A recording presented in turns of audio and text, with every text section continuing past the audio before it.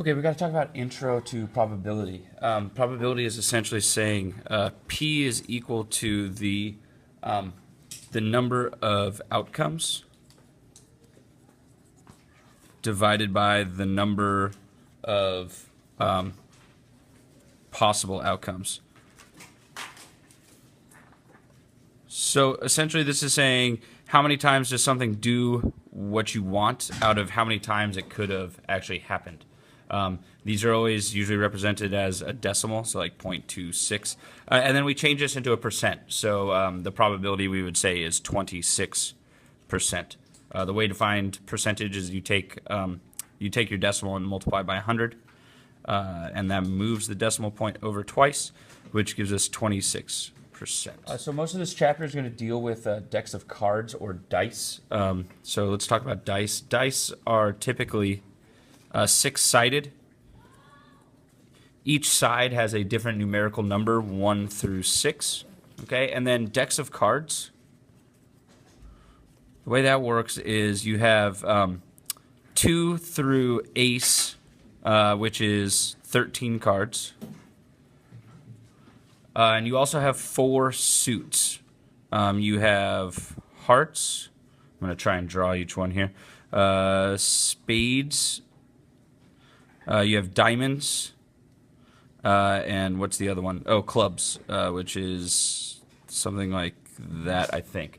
Okay, so 4 suits, each, again, with 13 cards. So this gives us a grand total of there's 52 cards in any standard deck of cards. Just a basic question. So what would be the probability of drawing a given card from a deck? Okay, what that's asking is say you walk up to a deck of 52 cards and you say, I'm going to pull out the 10 of diamonds. What's the probability that you will actually pull out the 10 of diamonds? Well, let's see. Our sample space, or our yes space, is what I like to call it, our yes space, is that we have 1. There's only 1 10 of diamonds in a deck of cards. How many cards can we draw from? This would be 52. So what's the probability of drawing the 10 of diamonds? It's 1 over 52, which I have no idea what it is decimal-wise, but you guys can use a calculator. But this will give you an approximation of what the probability actually is here. That's what we're doing when we're talking about probability. I like this one. What's the probability of drawing a face card?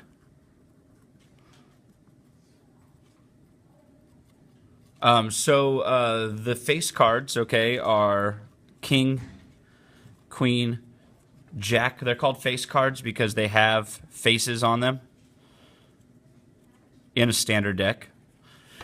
Okay, so let's see. There's 1, 2, 3, but then there's 4 suits. So really there are 12 possibilities of drawing a king, queen, or jack from any suit. And we can divide by 52 to figure out what the percentage is. Okay, one of the first sections of probability is this thing called counting principles. And this is us trying to determine how many of each situation there could be. The big words used here are either and or. Each is a clue to what formula we're going to use. Okay, so for and, we have you do the number of one event times the number of the second event, okay? And this will equal altogether the number of A and then B, okay?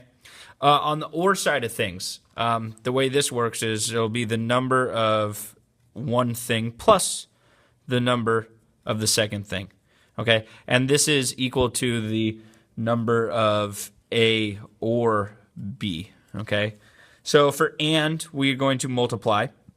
For or, we're going to add. Okay, so let's say we walk up to a pet store, and there are 37 dogs and 15 cats. Okay, and I asked you, what are the ways that we could choose a dog and then a cat. Okay, so what we would do is, what's the number of chances that we can choose one dog, which is 37, times the number of ways we can choose one cat, which will be 15 cats. This gives us a grand total of, let me do this real quick. Go to some old school American multiplication. 15 80, 0, 7 is 3, is 5, 555. Okay, so what it's saying is that there's 555 ways in which I could choose a dog and then choose a cat. Okay, there's 551 different ways I could do that. Over on this side, it says, what if I choose a dog and then a cat? And what that says is that I'm going to do 37 plus 15. Okay, or in that there are 52 52 different ways in which I could choose a dog or a cat. Okay, what this means is that I'm only going to choose one. Okay, it doesn't mean I'm getting both. It means I'm only choosing one. And since it's an or, there's 52 different ways I could choose either a dog or a cat. Okay, and these are counting principles. Okay, there's one more special instance of counting principles, and this will come up typically when we're talking about decks of cards, but it does happen in other instances. Okay, so we want a heart or a face card. Okay, so this is going to be A or B, and so we're going to add the number of A's plus the number of B's. Okay, so when we think about this, we're going to think, how many hearts are there in the card, or in the cards? Well, there's 13, okay, because there's 13 of each suit. And then how many faces are there? So faces would be king, queen, jack. So there's 3 different types of faces, but there's one set of faces for each suit. So this is going to be times 4. So this is plus 12. We have an issue here, though, because we've counted something twice. We need to understand that there is indeed a king, a queen, and a jack of hearts that is out there. We've counted for these inside of our hearts. However, we've counted for them again inside of our face cards. So what we need to do is we need to subtract out the how many times you have face heart cards, which there are a king, a queen, and a jack of hearts, so that's going to be 3. Okay, so the answer for this would end up being 13 plus 12 is 25. 25 minus 3 is 22. So how many different ways can we pull out a heart or a face? Well, there's 22 different ways we could do that. What this formula ends up being is that n of A or B, when we have things called overlapping events, okay, it's still going to be the number of possibilities for A plus the number of possibilities for B, but we're going to subtract, okay? We're going to subtract the number of times that we have A intersecting with B, okay? That's what this looks like. What this is saying is that how many times, or is there a time in which A and B are the same thing, okay? So this is the beginning of our probability. This will take us through to 12-3 so far. Get ready to play some games next week.